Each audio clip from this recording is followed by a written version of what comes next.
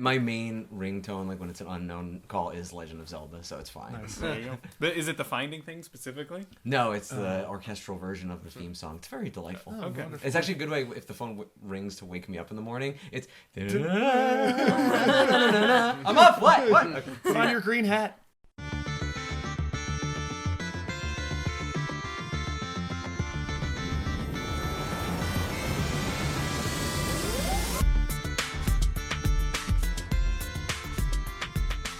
Hi, everyone. Welcome to episode 5 of My Nerdy Year. I'm your host, Dan Peck.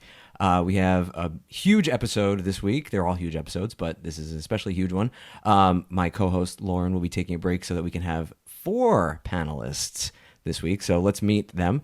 First up, you heard them both during last episode talking about Pokemon. Please welcome back Ariel Cohen and Ty Perry. Hello. Hi. That was so enthusiastic. I know. It's okay. I'm happy to be here. I know you are. Thank you for coming again. And so we have 2 new panelists. The first one is a very lovely man. He is a coworker of mine. He, well, he'll speak for himself because he's quite good at that too. But I was going to describe myself as a lovely man, so thank you for that. oh, you're welcome. Please give a warm welcome to Matt Pabian. Hello, I'm happy to be here. I'm glad you made it. And last and certainly not least is another lovely man. There's a lot of lovely people in this room, to be perfectly honest. I might be bringing the lovely quotient down a little bit. I worked with him. Oh my God, it was like 7 years ago. Just I got him to watch lots of like anime at work while we should have been working and making coffee. He is the co-founder and co-star of the YouTube channel Crowbar, Highfive. Give a warm welcome to Adam Rickabus. Hello. Hey, guys. How's everybody? We're good. Yeah. Thank you for asking. That was very nice of you. Hey, just saying hey. So this week's episode, we will be talking about video games, a little more specifically going to E3, or the Electronic Entertainment Expo. I always mess that up. I always say electronics, but it's singular. Electronic Entertainment Expo. In 2015, I got to go to E3 for the second time. The first time I had gone was actually 10 years previous. I went in 2005, which was kind of an awesome year to go. It was the year that the PS3 and the Xbox 360 were debuted, and I kind of weaseled my way in that time, and it wasn't until last year that I actually had proper credentials for the industry and was able to go, and it was a huge difference going as an actual professional rather than just a gawking idiot who wanted to play video games. Now, granted, I was still a gawking idiot, but there was a professional gawking idiot. It's so hard not to be at E3, though. Like, you go and you're just like, holy crap, it's amazing. And Adam actually was at E3 this year, which was great. It was fun to know people there. Not only him, I ran into a couple other people who I'm mutual friends with or worked with, and it was just nice to be included in this community because video games have been my life ever since I was probably 6 days old. Yeah. My earliest video game story, it's one of my absolute favorite stories. So when the original Nintendo Entertainment System was coming to America, they were doing a national mall tour to kind of promote it, to get people excited. So my dad saw in the paper that Mookie Wilson of the New York Mets was going to be at one of these events to help promote the NES. And my dad, not caring about video games, but being a diehard Mets fan, said, oh, let's go to that. So I was about 4 years old, maybe 3. My dad dressed me head to toe Mets gear because that was actually pretty par for the course for my childhood. And we went to this mall tour. And, on the big stage, they were showing off this brand new video game system in your house.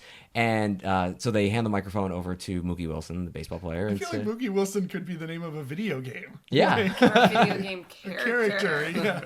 So this is just, I'm I should have created every character I have to name. I should have named Mookie Wilson. Thinking about it. Awesome. Hindsight is 20/20. Lost opportunity. I know. I would have played Mookie Wilson's baseball simulator. Yeah. Like, I would have played a lot of that. Like, we had Mike Tyson's Punch-Out, Mookie Wilson's baseball, Joe Montana football. Perfect.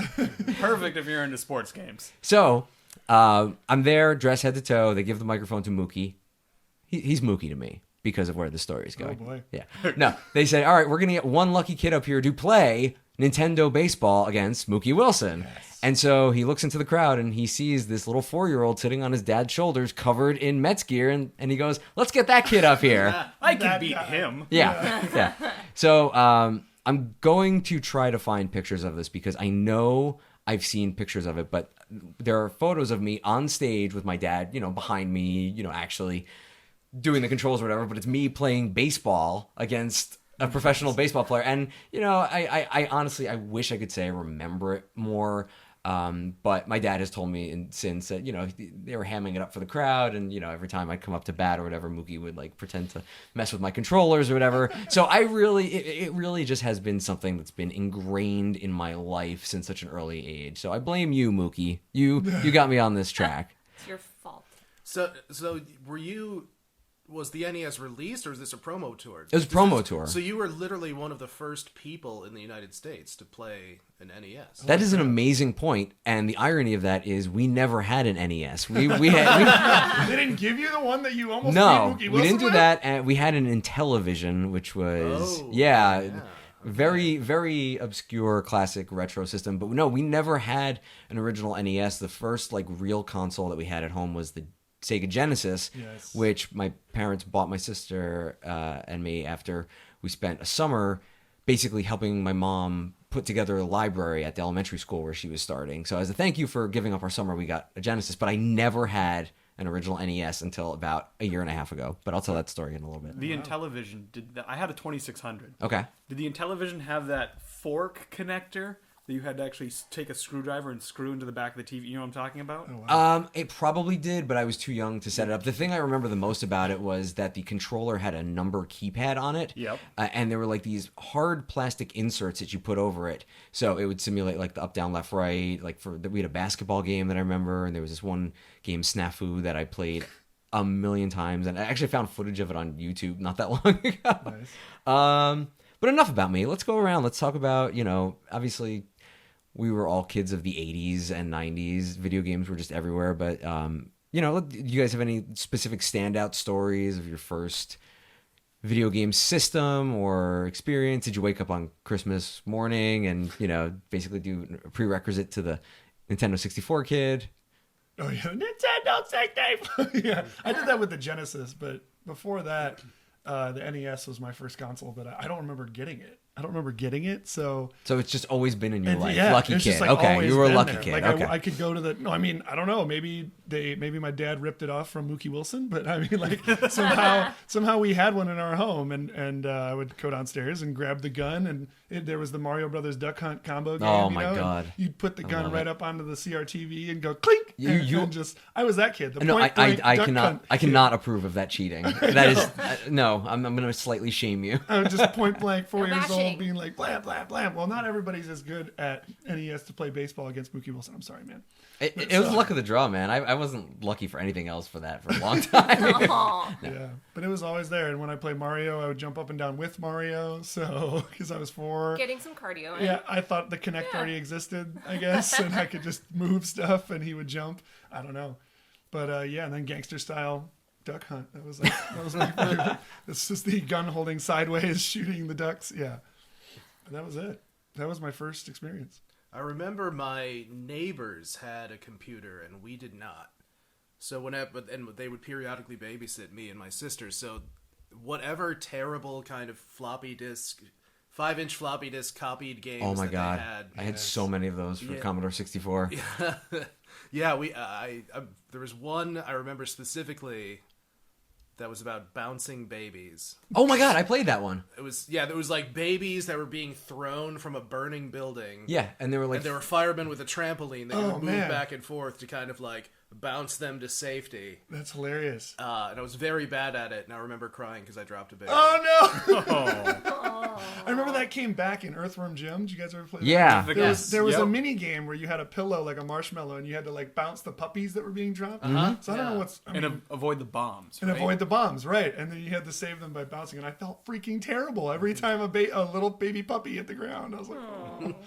Probably started with the Game and Watch, the bacon flipping Oh, yeah. one. Yeah. So probably just that, We went from bacon flipping to babies. baby tossing. That's- Well, lost in translation because bacon, in Japanese, baby in English. Good sound. It's close. I just smacked the microphone. Sweet. No Like- bashing. Like I said earlier, I grew up with a 2600. My favorite game for that was Combat, which was either tanks, biplanes, or jets in all 5 pixels. Then I got an N60. I got a Nintendo NES very early on. I actually remember my favorite memory with that was being babysat at my babysitter's house. My parents would I don't know. You had a nanny. You didn't have a babysitter. No, I had a babysitter. And I would eat Planters cheese balls. Yes. Oh my God. Real quick side note. I'm so mad that they discontinued those. Everybody is. They are? Yeah. They no longer make cheese balls? Yeah. No. All right, go on. Sorry. But I would play Duck Hunt. I didn't put it up to the screen. And when I got my NES, I had the combo game. It came with a combo game, but it didn't come with a light gun. Oh, weird. That's or I bought the combo game after the fact. I think mine might have come with Super Mario Brothers 3. Okay. And I picked up good one. the combo after. But yeah. So you just had to helplessly watch as the ducks flapped around the screen, and you couldn't do a thing. They're getting away. They're That getting dog away. must have laughed at you so Son. many times. And Just being humiliated by a digital dog. and now he's one of my favorites in Smash Bros. Yeah. 4. So that's cruel. Hell yeah. My first experience, I wasn't allowed to have video games Right. as a kid. So I can remember my first introduction was Duck Hunt. Yeah. And it was only whenever I went to visit my cousins down in Philly because it was 4 boys. So of course the 4 boys had every game system known to man. So I can remember playing Duck Hunt. I think my first actual hand because then I got a Game Boy and computer games were fine, but video games my mother was just no, you can't have that. You can't have that. Because there was at least a slight educational bend to some of the Yeah, computer a lot of games, the so you could computer get away with games. it. Like number munchers. Yeah. number Even one. before that, The typing one that taught you how to type. Yeah. I had speak it was a English, Sesame yeah. Street game called Let Her Go Round and Astro Grover, and those were the first 2 games I played on basically anything I had it for Yeah. Commodore 64. But because of that, I could actually type my name before I could write my name. Oh, He was already interfaced with I was, the yeah. machine. And now Yeah. our job is just typing nonstop. So I've been training since day one. I learned an awful lot about the physics of babies falling out of babies. You was could my- save a And the baby at any trajectory at moment. which Yes, you could that was bounce the, them to safety. the educational value I retrieved. Do you apply that to your everyday life? It hasn't come up, but when it does, I feel You're like I'm set. qualified. I have a firm belief that if we threw a baby at you right now, you'd be able to bounce it to safety. Well, My nerdy year does not condone throwing babies at anyone out of windows or otherwise. Or puppies. Yeah. Or puppies. So it's funny, Ariel, that you said that it was your cousins who did it Yep. because I had nearly an identical situation. My cousins also Couldn't had have video games. No, they were the ones who did have the NES. Gotcha. So basically, any holiday where we were over there, I would watch them play because they were older than me, and that's just how it works. Yep, you don't get to that's play. how that Yeah. goes. You're player 2. No, I was I had 3 No, they're- cousins. I was player 4. Oh, Yeah, I dang. had Yeah. 4 cousins. man. I Yeah. didn't even get to play unless Yep. they weren't playing. It was way down the line. Dude. But the amazing irony of that was a year and a half ago, I was back east and I was having dinner with my aunt and my uncle, and I just, for whatever reason, through conversation, I mentioned it's oh yeah, it was always great coming over to your house as a kid because you guys had the NES. And my aunt or my uncle, I don't remember who said it, they said, I'm pretty sure we still have it. It's just sitting in the garage. If you want it, it's yours. What? Yeah. Dude. So I came back from New Jersey from that trip with the greatest family heirloom, the original NES, and I had to open it up completely because it would power on but not well enough, so I had to learn via YouTube how to take it apart and clean it, and I'm there, and they were mummified insects inside. Yeah, oh my gosh. Got all of them out, cleaned Holy crap. every piece of it, and now I have a working NES at my place. It's amazing. Dude, I don't what- play it enough, but What sweet justice for little Dan. I know. It was the long con. It really paid Yeah, it off. really It's just was. just bide your time, and eventually, the older cousins, they'll just get married and have kids and move out of state, and that's when I'll sweep. That was my plan as a kid. That was totally your plan all along. That's amazing. Dear Mookie Williams, it finally happened. It all came back together. It all paid off. And I challenge you once again. You should challenge him. That would be fun, actually. That'd be hilarious. Like, Mr. Wilson, I doubt you remember me. Or maybe you do. Oh, no, you're that kid who I beat at baseball. Oh, God. He has to. Did I say Williams? You did. It's fine. I wasn't going to correct It's a you. nerd podcast. I can get an athlete wrong. I just pictured a cow with a baseball bat. Mookie. I don't know why, because I don't know who that is. It So. would be an Mookie. animated Yeah. cow. Yeah. Mookie. All right, so now that we've talked about the past, let's talk a little bit more about the present state of games. So one of the big drawing points of E3 last year was there's been such a rise in indie games. You know, it's like between Steam and PlayStation and Xbox and, you know, to a lesser extent Nintendo supporting indie game releases, there's sort of been this amazing boon in the industry for smaller games to find really good traction and fan bases. Obviously, like one of the biggest for last year was Undertale, a game which I still have not yet played because my backlog is just too great, but I'm going to get around to it. But, you know, what is... In each of your opinion, like, what do you think is causing this shift towards indie games? We still have these, you know, major AAA titles, and like every year, everyone gets excited for the new Call of Duty, new Assassin's Creed, yada yada. But there's been just, I would say, over the past no more than 3 years, there's just been like so much more integration with indie games. And I'm actually gonna, Adam, if you have anything first, because I know that a lot of the games that you guys play on your channel are mostly independent games. It's like, what do you think is, you know, given rise to this trend? Well, I think if you've been in like kind of the PC gaming environment already, it's kind of no surprise and no new thing. It's just kind of like slowly over the years been gaining steam with Steam, I guess. So yeah, and I think just the consoles and the big companies like that are starting to recognize like, okay, we better be doing some of this and accepting these games into our big libraries because they're hugely popular. And I don't know about why. I guess it's because like they, you know, a lot of AAA games, they make these huge worlds for $60 that are just, you know, amazing or more, yeah. And you just soak in them, and there's a lot to them. But then sometimes indie games will take kind of one concept or one gameplay type, and they'll just focus on that very specifically, and they'll refine it and make it really, really awesome, you know? So, and then a lot of it has to do, I feel like, with the charm of indie games. Like some of them have different stylized graphics, then maybe not trying to be hyper realistic, you know, and just having a cool look to them. So it kind of draws people towards, like, oh, that's kind of looks like a game I used to play back in the NES days or something, but it runs so much smoother at 60 frames per second, and oh my gosh, it's so amazing. And particle effects. And more better soundtracks and explosion sounds. And yeah, so I guess it's just, I think it's in the console's best interest to kind of pick up on that trend and just run with it too. So I'm happy that people that are primarily mostly console gamers are going to be able to actually experience it, because there's some sweet games out there by some smaller companies that everybody should check out. So, and it was funny because, sorry, I'm just going to do a quick segue, if you'll allow me. At E3, when I just wanted to know, when you first saw me, how big my eyes were for not only being the first time I was there, but I ran into an indie developer of a game that I was playing that very morning. The developer is called Flambeer, and the guy Rami Ismail was there.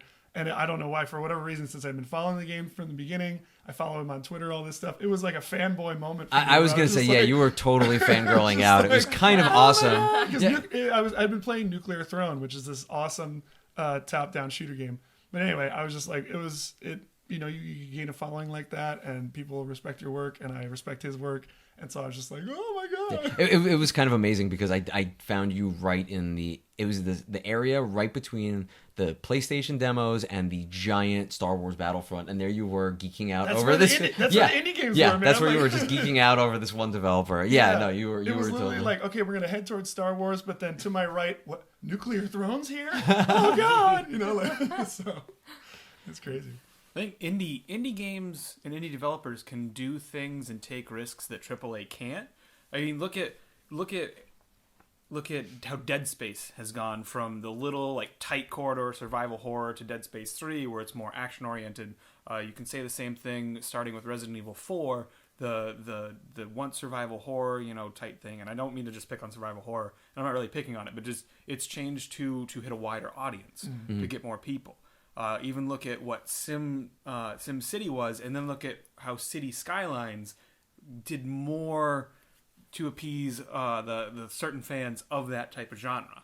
I mean, you have things like Shovel Knight that uses NES graphics and a little bit gets off on NES charm, but also delivers a solid old school platformer. A big AAA publisher doesn't really consider that sort of market viable for them, especially since they think they have to pour in, X amount of millions of dollars to make a good game so they can see a return, or at least a commercially successful game. Indie developers, it's a labor of love, really. There are a lot more tools out there now that make it easier, because for things like the old Spectrums and Commodore 64s, you could actually, in the back of a magazine, find a program, type it in yourself, and have a game. They would release things like that. But now you have like RPG Maker, other software like that, where you can sort of plug in elements and make a pretty good game. There are actually a lot of games on Steam that use RPG Maker and programs alike that sell for like $5-6, and they're like Final Fantasy 3, Final Fantasy 2, that, but more epic, longer, bigger scoped. About 8 or 9 months ago, there was a Humble bundle on the game making software, and I have no artistic ability. I'm really dense when it comes to programming or code. I still got it. I got it. Well, one, because I like supporting Humble bundle anyway, but also I figured might as well jump on the chance. If I ever want to make a game, there's no better opportunity to right now, and just it was a bounty of wealth that I don't think I will ever sift through. It's just sitting there in my Steam library with all the other games that I impulsively. That was a huge bundle, though. I mean, yeah. They raised a lot for that because people want to make games now, and it is easier, like you said. Yeah, like if you're familiar with Photoshop or anything like that, the tools are slightly similar. So in most programs, like I think, was it the Crytek engine, or was it which one was it? I don't think it was, but it was Game Maker software, or was it Game Maker software? Possibly, yeah. I probably should have done my homework before we began. And it's cool. with indies and especially developers, it's more of a labor of love. Like, these are the games they, certain developers grew up loving to play. Yeah. So why wouldn't they try to, obviously there's copyright issues you got to avoid, but why wouldn't they make, a game that they love to play and put everything into it? And it may be inspired by those old titles. Yeah. Yeah, and you mentioned Shovel Knight, and that's, I think, a perfect example of...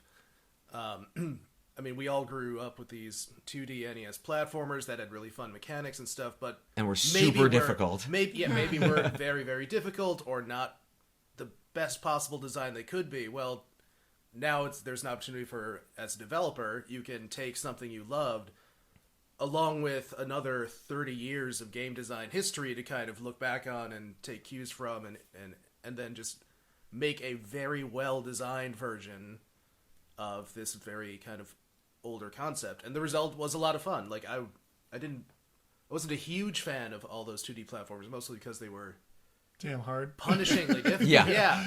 Run to the right, die. Run to the right, die. Run to the right, die. Ghosts and goblins, like, all those were just a nightmare. But something like Shovel Knight, which is well designed to, like, teach you how to play the game in the course of playing the game, and rewards you for getting better. That, like, it was really refreshing and really fun to play with. It is kind of great that a lot, and not just in terms of like the NES, but like a lot of other types of classic games are inspiring current video games. At E3 last year, I was walking past a booth, and one of the developers for a game I'd never heard of was like, "Hey, you want to come try my game?" I was like, "Okay, sure."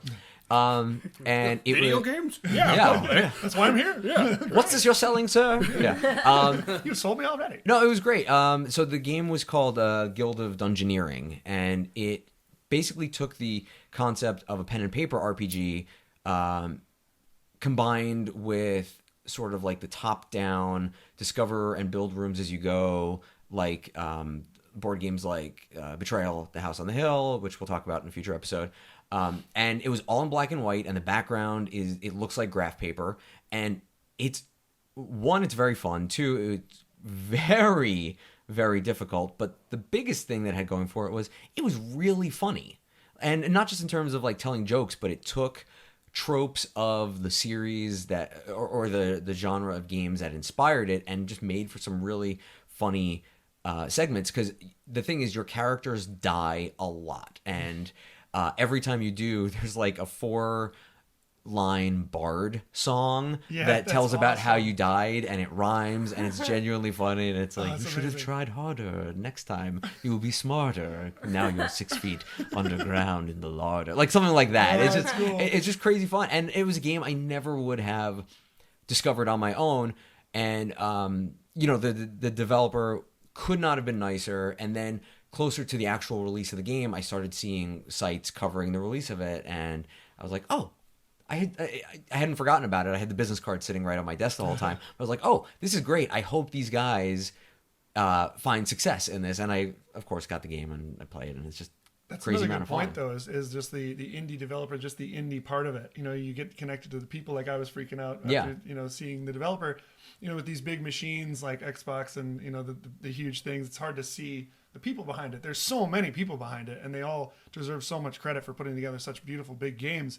But I guess it's just easier to see through to the indie developer and say like, oh man, I like these guys. I'm really cheering for these guys. Like you said, to get through it and make it. And they're working 100-hour work weeks minimum. Usually it's usually like a really small team, so it's just there's also that side of appreciation. It's like, not that they're not putting in the hours in the AAA titles, because they are. I know a few people who work on a couple of them, and believe me, they live, breathe, and eat their games nonstop. But when it's it's just 3 people literally in a basement writing code and recording voices themselves and hoping that it gets any sort of traction on Steam, it's satisfying. It's great. It's a nice counterbalance to what can sometimes be the darker sides of video games, like the hyper competitive level of stuff and things like that, which is actually a perfect segue to what I do want to talk about next. The rise of Thank you. Wonderful segue. Well, Segue clap. this is the 5th episode. I'm getting slightly better at this. Hopefully. I have no idea. I feel like we just watched him level up. Hold on, let me set my stats. And I got killed by a boar while I was doing so. You should have tried harder. Yeah, exactly. We should write a song for him. Yeah, I a little bard actually, song. speaking of esports, I have it's Sirius or XM, I don't know. I have an internet radio in my car, and I like listening to Mad Dog. I'm not endorsing them or anything, but like that when I listen to sports, because despite this body and this receding hairline and this. They can't see you. You He's can describe amazingly whatever jacked. you want. I mean, he's so jacked, man. Despite this 6-pack, He's cut out of stone. Long, the man flowing is just locks. a marvel. He's a god man Like, to look at. Okay. I grew up playing sports as well as video games. I did a little bit of everything.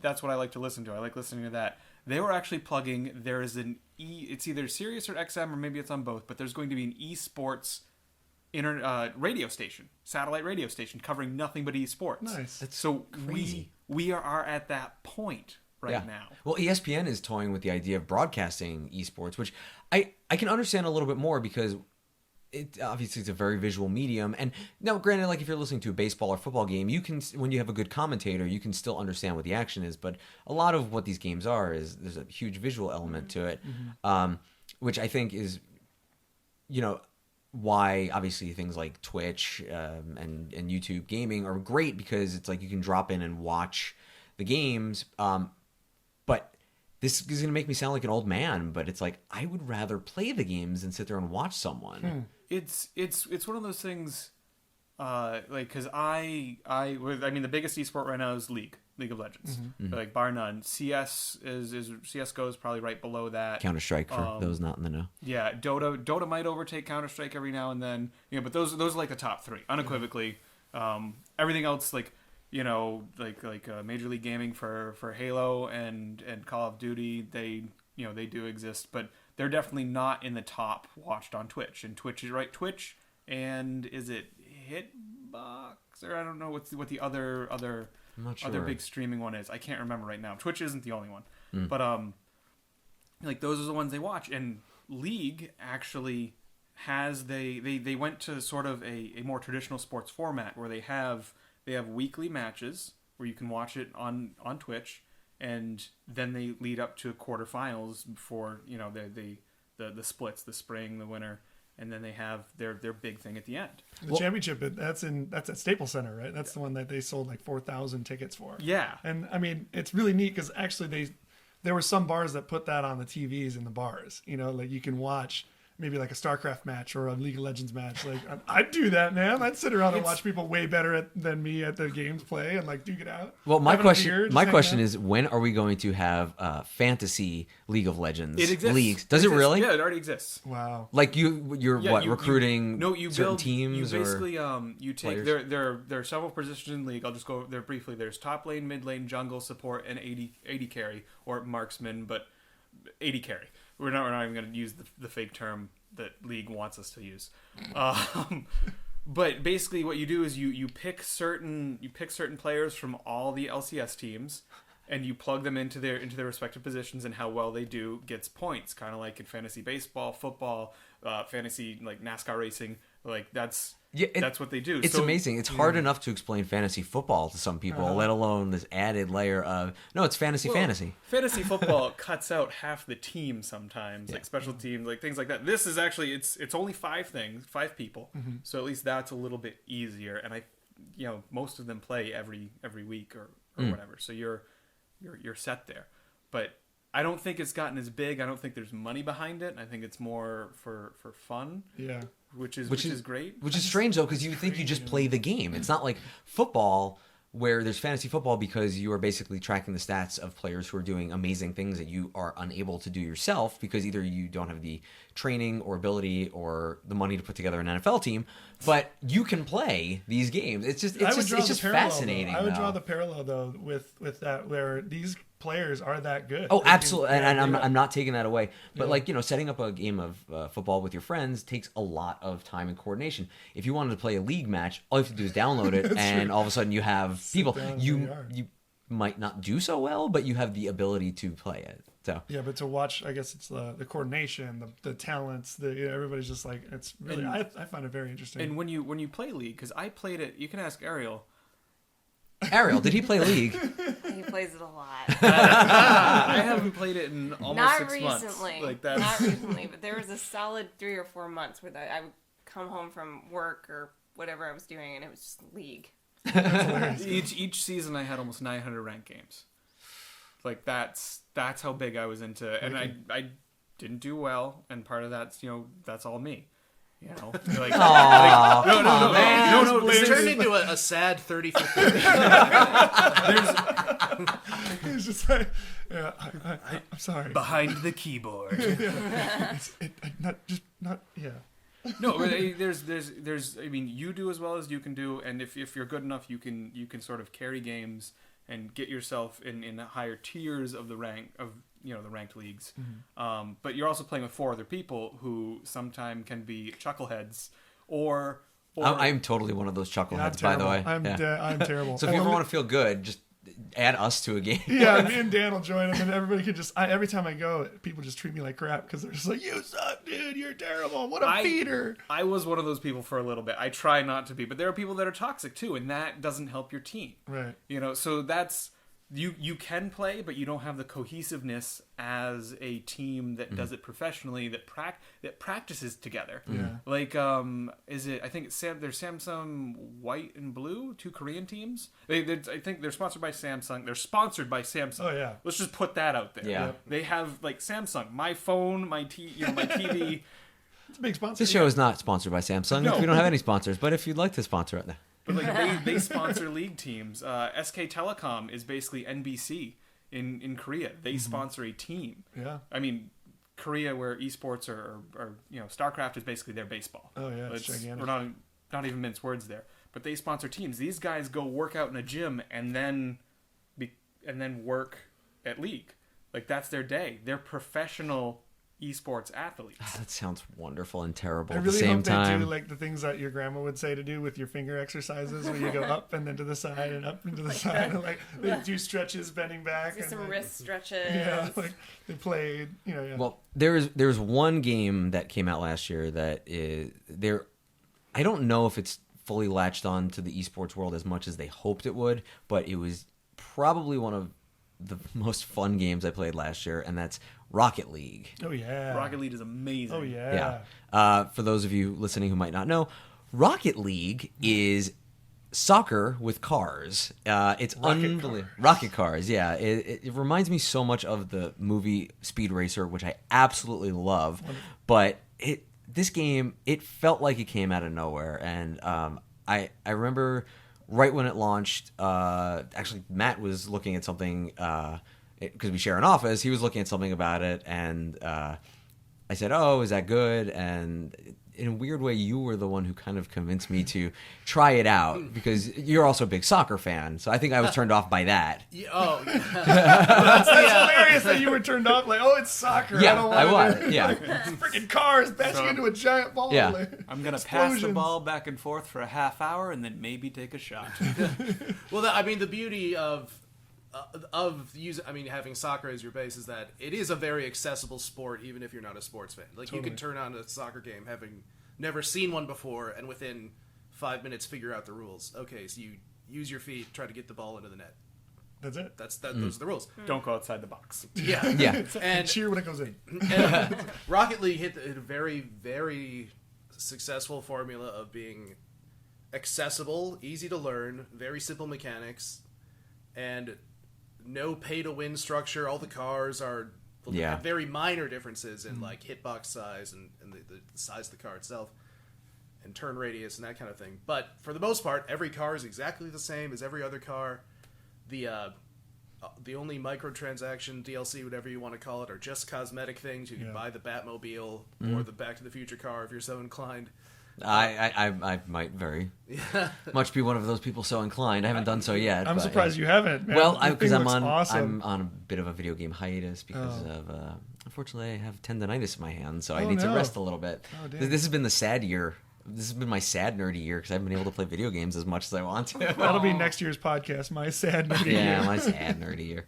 Only for the video game ones, because then you can go, well, my board games. Oh my god, board games lately have been great. But we're going to talk about that in another episode, I promise. Yeah. And I'm very happy for the developers. It's a sequel to a game Yes. that was on PlayStation 3, Which nobody bought. I think partly because of its terrible title, which was Supersonic Acrobatic Rocket Powered Battle Cars. Which sounds awesome now in retrospect, but to put that out to be like, what? Yeah, It sounds like they're trying too hard to get me to buy this game. I do miss games starting with the prefix Super, though. Because I was thinking about that the other day. It was like during the Super Nintendo era, every game was Super. And it wasn't even just like Super Mario. It was like Super Star Wars, Super Smash TV. I really miss that, actually. Just picture you like at a podium. Let's go back to the days where games were super.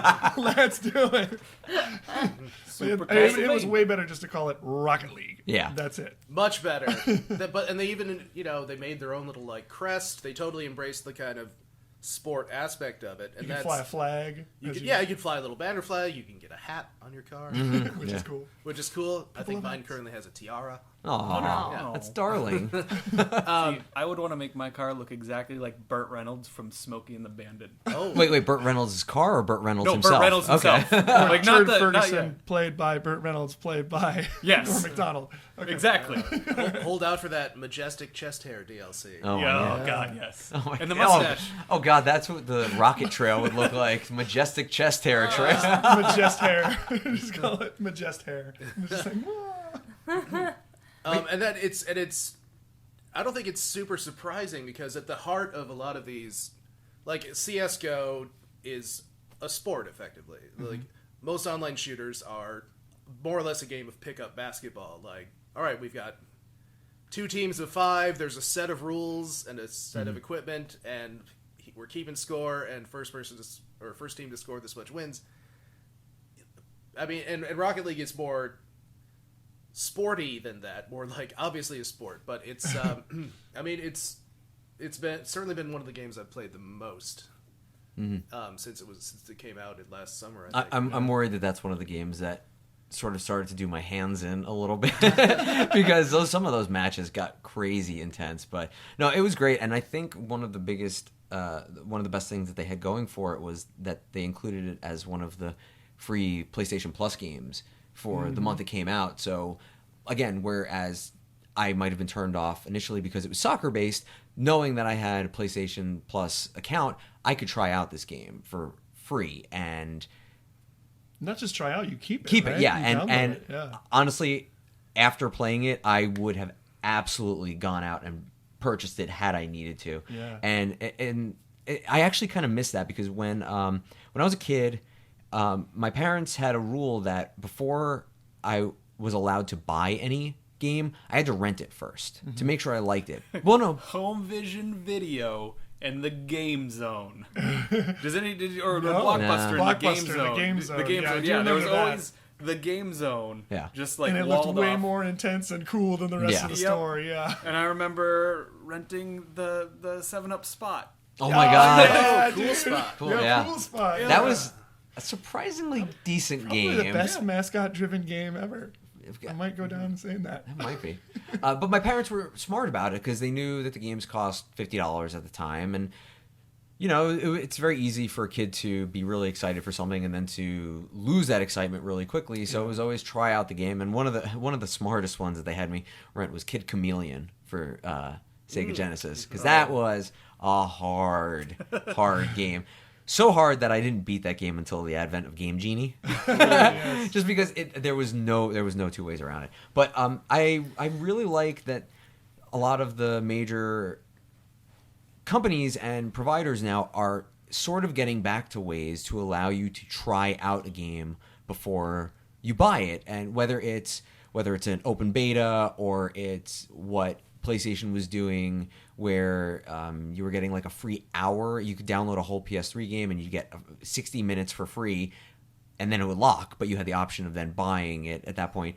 And even on PC, we're starting to see a lot more Steam games having demos. I mean, as long as it's a demo, like the best demo I remember playing recently, and I actually bought the game, was Sega's and Relic's 40K Space Marine. Oh yeah. The demo for that is awesome. If you haven't played The it, game's play awesome. it. And it is basically just a level of the game. Like, it's a straight level of the game. It's not anything like I can't remember any of the games that have been accused of, but certain games that it was a Metal Gear Solid game where you played a snake, but you actually didn't play a snake for the entire game. Oh, the second one? I think like one of the ones that came out. Spoilers. No, it's okay. Yeah, it's real early. You changed to Raiden. Like right Yeah, at the beginning. yeah. Like, everybody was upset about that. But it's not like they got. So as long as it's a good demo, like I agree. As long as it's not misleading, you know, kind of like game footage. As long as we're getting actual in-game footage that's, you know, not scripted or anything like Right, that. and that's actually the biggest takeaway I've had from the online streaming services, because there have been times where I'll be interested in a game and maybe there isn't a demo available for it, but I have the option of watching somebody play it. So I can, even if I'm not at that person's skill level, I can still see what the game looks like. I can kind of get a feel for, is this something that I would enjoy playing, and then maybe take the plunge. I did that last summer with the latest Dragon Ball fighting game, because it's like a lot of fighting games. Great series. That It series is, is so fun. Some fighting games are really hit or miss, and I didn't necessarily want to shell out the money for it. I enjoyed watching people play it. I was like, okay, I'm going to seek it out, and I ended up doing it. So I think, it's kind of full circle to what we were saying before, but it's like I have found something in these streaming services that maybe wasn't the original intention, because their intention was to build it towards the esports theory and franchises and everything like that. I think that evolved out of it, because I think Yeah. Twitch and everything basically came from Let's Plays, which has done so well, especially for indie titles.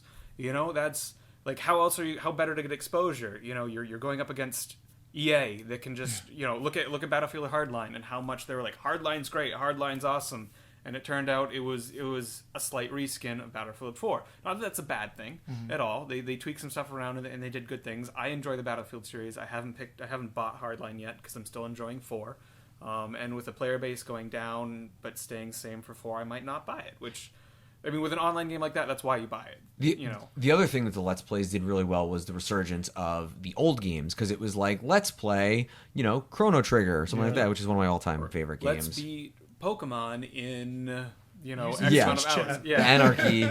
Oh my god, yeah, the whole the Let's Play religion series. that was born out of it. But like, you also get the honest gameplay, and like the Division, Tom Clancy's Division, which is by all accounts a great game. the footage they showed at E3 and how the players went about playing it is vastly different from how it's actually played. When you watch Twitch, you get a better sense of how the game's actually played, and it's still great. It's still fun. Yeah. You know, everybody looks like they're enjoying, you know, Yeah, it's a lot of fun. the heck out of it. But yeah, and I agree with so it's kind of a combo of what you guys were saying. Yeah, like when you see it on Twitch or on YouTube, then people are going to go, oh, I want this, I'm going to go buy it, you know. And it's also great for the developers to just show that off, you know.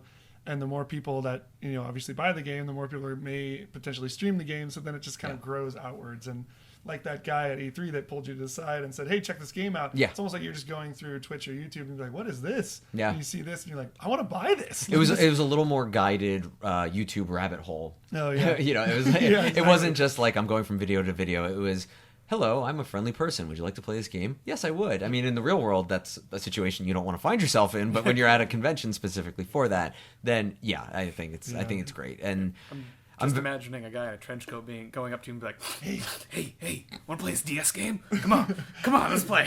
I don't know. It's over here in the corner, the dark one. Yeah, over There's here. more in my van. Really? If you like this one. Do you have an original NES? Okay, so we're getting towards the end of this one, so we're gonna start doing the big question, which we do every episode. I will say I apologize. This was probably among the hardest of the big questions. Oh yeah. So our big question for the video game episode is: you are granted all of the skills and abilities of one game character. Who do you choose, and what do you do with your abilities? And I realize just how vague that question is, but also how all-encompassing it is. So You have to pick one? yeah, Okay. one. So would anyone like to begin this daunting task of choosing one video game character and all of his or her abilities? Like, I guess I could help. Oh, go ahead. Okay. Oh, So now, does it have to be someone who lives only in the universe of video games, or are we including video games based off of other franchises? Well, I would like to say that it's just video games because, all right, you know what? I'm gonna have to go first because part of my part of my thought was that, well, I really like the game mechanics of Spider-Man 2, the movie video game, and I just want to be Spider-Man. That's just been my life goal in general. So that would be my cheat answer. Is I would say, oh, Spider-Man is Spider-Man 2, but I will have a real answer for when it comes around. Can I so guess if my life goal was to be Cool Spot, that would be a valid. Matt, I have some wonderful news for you. Yeah? You are Cool You Spot. are the coolest Hey. spot in this room. Oh yeah, I'm a pair of sunglasses away from being as cool That's a cool spot. as Cool Spot. Yeah. It is cool. I mean, luckily it's video game characters, right? So there's a bunch of powers that you kind of inherit just by being a video game character. Yeah. You know, like if you die, you respawn. You have, you know, more than one life. Yeah. Most of the games nowadays, if you hide and cover, you'll heal. So Yeah. you automatically have like Wolverine style stuff. Reloading clips of a gun without having to put every bullet in. I mean, there's a bunch of stuff that you just automatically get. So who's your answer, Adam? Well, I don't know about my answer. I thought we were okay. I wanted to guess your answer though. Could I guess your? If it's not Spider-Man, then I thought you might choose the dude from Force Unleashed. Oh, that's Because a good guess for me. You really want to be a Jedi? Yeah, I know that this. is a great guess for me, but that's actually not where I was heading. Oh, dang so it, I'm 'cause sorry. He takes the Force powers up to 11, so I just thought maybe you would. No. Oh. Well, I will go then. I will basically take any assassin from Assassin's Creed. All right. More specifically, probably Ezio, because I love those games. Although I did love Syndicate. Syndicate could be my favorite in the series now. But one, I would love to have the upper body strength to be able to climb. But also just the physicality of it and the sneaking around. It's just... It's the one annual series that I have really just latched onto, and I just had an amazing amount of fun playing all of them. Even when other people have problems with certain aspects of one game or another, and you know, it obviously got off to a little bit of a rough start, but just I don't know. I really want to be an Assassin's Creed game. I just love the way the assassins play, but also the integration with history. I'm just kind of a dork about that kind of stuff. But. So what would you do? I Would would you just run around murdering people? No, Yeah, pretty much. here's the thing though. I would be much more like a Batman style assassin, where the blade would be used for utility purposes and not so much the murdering. Chopping vegetables. Yeah. Oh yeah.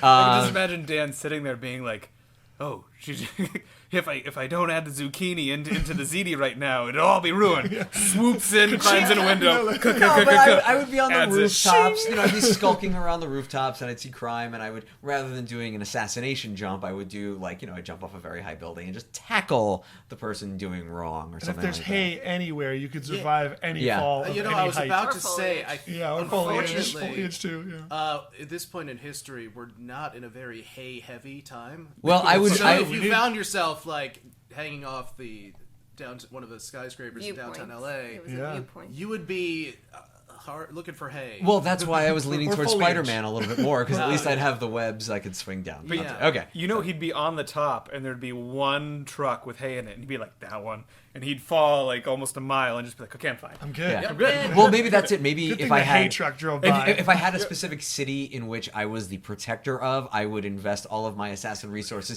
to make sure that there are hay bales in the strategic locations that I need. That's what the Brotherhood would be. Yes, right? exactly. Yeah. That's what my brotherhood means. Like they'd be farmers. They'd be. The good thing is, though, if there's any hay below you, as soon as you jump, as long as you're in the general direction, you'll automatically adjust. Yep.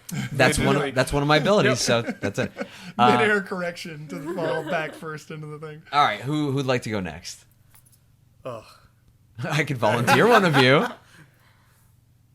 I mean, my cheat answer is going to be Doom Guy.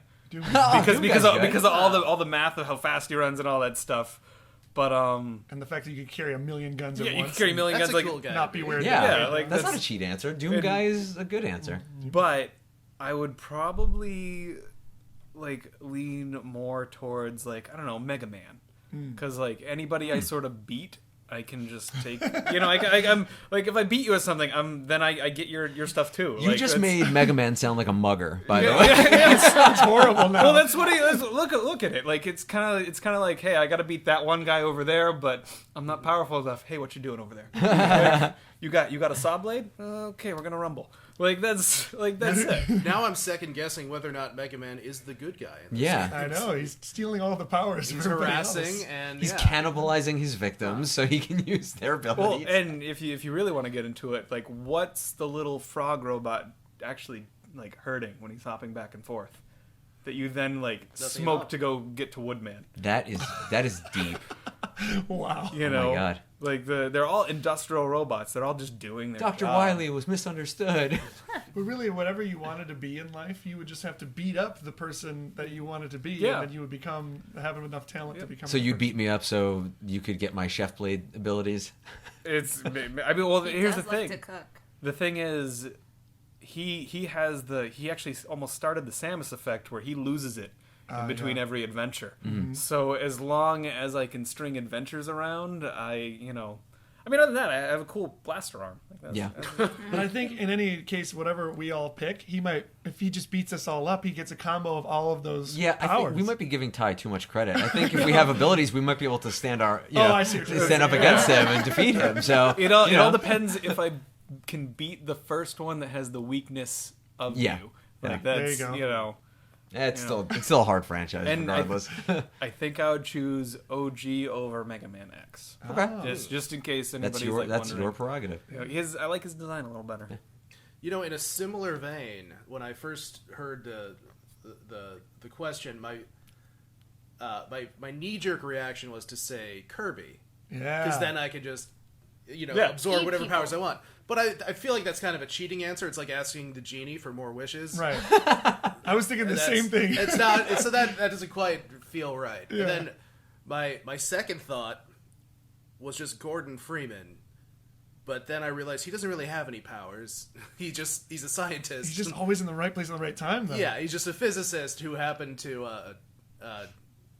get caught up in a giant, terrible mess. He's basically Deus Ex Machina incarnate. So more or That's- less, that's he his doesn't, power. he's just and then at the start of the second game, he finds out there's a whole cult around his existence. And he just he automatically- hardly did anything. Yeah. But I've finally, after many months of delaying, I finally started playing Bloodborne again, and I think being a hunter in Bloodborne would be the coolest thing I could possibly be. It'd be messy, but yeah. It would be messy, Lots but of blood. slaying beasts, Lovecraftian, horrific things that are 10 times my size. So you'd be a protector of this world.